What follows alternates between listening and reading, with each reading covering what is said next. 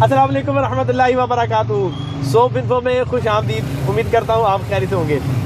हमारे साथ इस वक्त बैठे अहमद भाई माशाअल्लाह सोप मैन्युफैक्चरर हैं और अरसे से सोप को बनाने की कारीगरी दिखाते रहते हैं। इनका तजर्बा है और मैं चाहता हूँ कि हर तजर्बे वाला बंदा अपने तजर्बे से उनको सिखाए जिनको इस काम का तजर्बा नहीं है, ताकि तजर्बा हासिल करके जब तजर्बा किया जाता है तो नुकसान कम होता है। एक बहुत बड़ा मसला जो कि नए मैन्युफैक्चरर्स को होता है वो है साबुन के फटने का। किसी का रॉड निकलते वक्त फट जाता है, किसी का टपाई के वक्त फट जाता है, किसी का बड़े फट जाता है, किसी का पैकिंग के बाद फट जाता है, किसी का इस्तेमाल होने के बाद फटता है। फिर वो सर पे हाथ रख के फिरते हैं या अल्लाह की हो गया फटना। तो क्यों साबुन फटता है? हर बंदे के पास अपना अपना को मौक़िफ़ होता है, ये याद रखिए। कोई कहता है कि यार इसका फार्मूला सही नहीं, कोई कहता है यार इसकी मशीन ठीक नहीं, कोई कहता है इसमें हीट ज़्यादा होगी, एक्सरसाइज कुछ भी। हमारे अहमद भाई के इसके हवाले से क्या मौक़िफ़ है, आइए इनकी ज़बानी सुनते हैं। हो सकता है कि ये वीडियो आपके काम आ जाए और आप इस परेशानी से निजात हासिल करें। अस्सलाम वालेकुम रहमतुल्लाहि व बरकातुहू। वालेकुम अस्सलाम व रहमतुल्लाहि। कैसे मेरे अहमद भाई? ठीक है अल्हम्दुलिल्लाह। मैं बड़ा शुक्रगुजार हूँ सरकार, आपने मुझे वक्त दिया और इस हॉट टॉपिक पे जो कि हमारे नए आने वाले अफराद फेस करते हैं, आप कुछ हमारे लिए शायद कोई हल लेकर आए। हो सकता है किसी के लिए हल हो, किसी के लिए हल ना हो, लेकिन चले हमारा हुक्म, हमें हुक्म है, अज़ां है दिए जाना, नमाजी आए ना आए वो उनकी किस्मत। आप अपने तजर्बे से हमें थोड़ा गाइड करिए।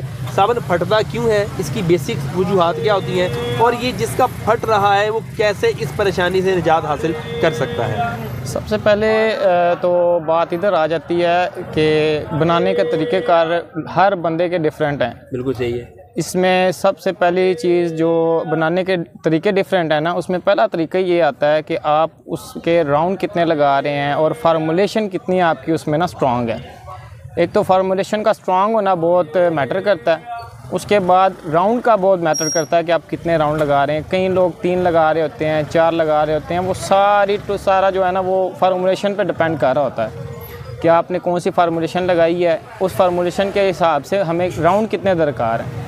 ये छोटी और बड़ी मशीन का भी कोई फ़र्क होता है? कोई बड़ी मशीन पे छोटे राउंड थोड़े और बड़ी पे इस वाले से भी जो बताइए। बहुत ज़्यादा फ़र्क होता है। अच्छा। बहुत ज़्यादा फ़र्क होता है इसलिए आज, क्योंकि जो बड़ी मशीन है ना वो आपका एक तो हुजम उसका बड़ा होता है, छोटी मशीन का हुजम एक तो कम होता है। सही। एट द एंड आके जब राड निकलता है ना, सारी तैयारी करके आके बात वहाँ पर आ जाती है कि आपकी तैयारी में वो कितनी जान थी और एंड पे वो आपका जो बाहर निकल रहा है वो किस तरीके से आप निकाल रहे हैं, पीछे एयर तो नहीं आ गई। ये भी एक बड़ा मसला आता है फटने में।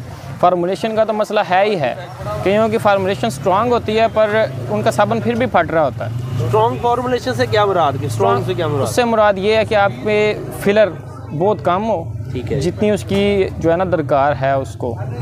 तो जहाँ पे सिलिकेट का भी रोल है ना, कहीं सिलिकेट डालते हैं, कहीं नहीं डालते हैं, कहीं सिर्फ पाउडर डालते हैं।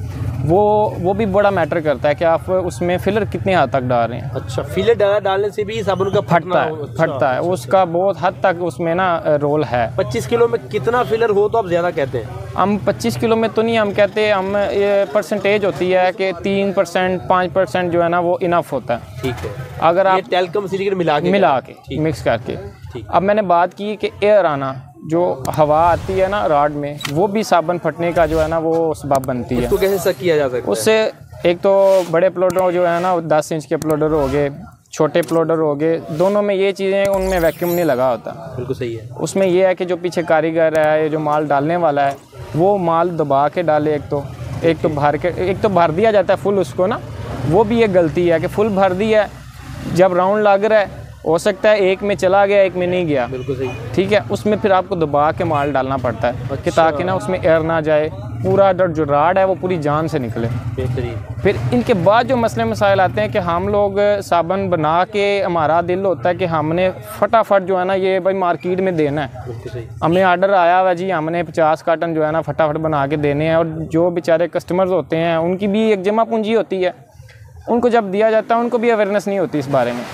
वो भी कहते हैं जी हमें फटाफट दो जी, हमने माल बेचना है, हमें ऑर्डर आए हुए हैं, ये हुआ है। जबकि बड़ी कंपनियां जो है ना वो काफ़ी हद तक अपना स्टॉक पीछे रखती हैं। अच्छा। कम से कम 5 माह 6 माह स्टॉक उनका पड़ा होता है। वजह यही है कि जो उसके अंदर केमिकल्स डाले जाते हैं ना, उसकी स्टेबिलिटी बहुत ज़रूरी होती है। अच्छा। कि वो अपनी जान में आए, साबुन अपनी जान और अपनी पकड़ में आए। हम लोग क्या करते हैं, हफ्ते में माल बनाया और जनाब अगले ही दिन मार्केट में उतार दिया। हो सकता है मार्केट में तो आने के 1 हफ्ते बाद ही वो आपका बिकना शुरू हो गया। सही। जब वो जाएगा तो उसने कोई ना कोई केमिकल रह गया होगा, वो रिएक्ट करेगा अपना।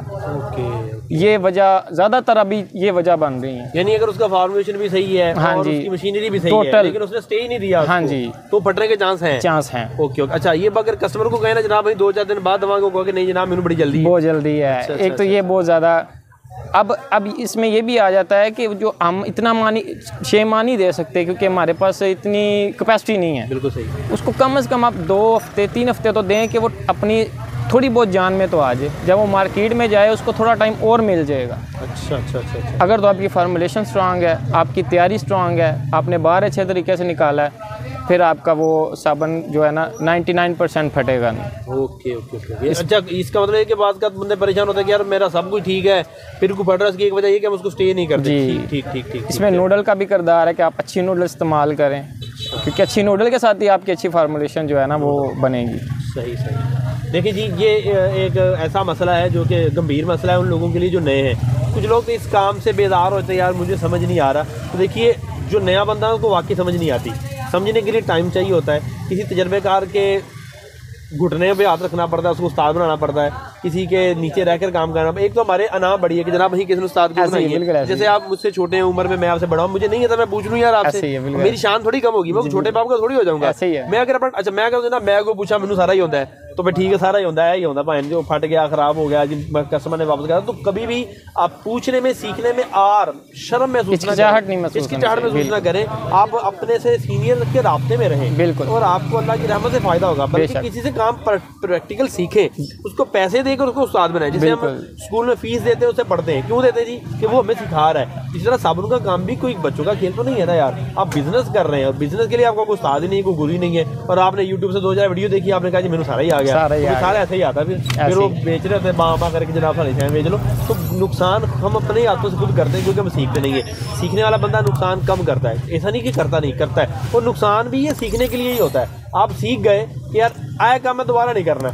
लेकिन अगर आपने गलती एक बार होती है, रिपीट हो तो फिर गलती नहीं होती, फिर वो गलता होता है, फिर वो आपके काम को जो ना वो बेड़ा पार कर देगा उसका। तो उम्मीद करता हूँ आपको आज की वीडियो अच्छी लगेगी। कोई और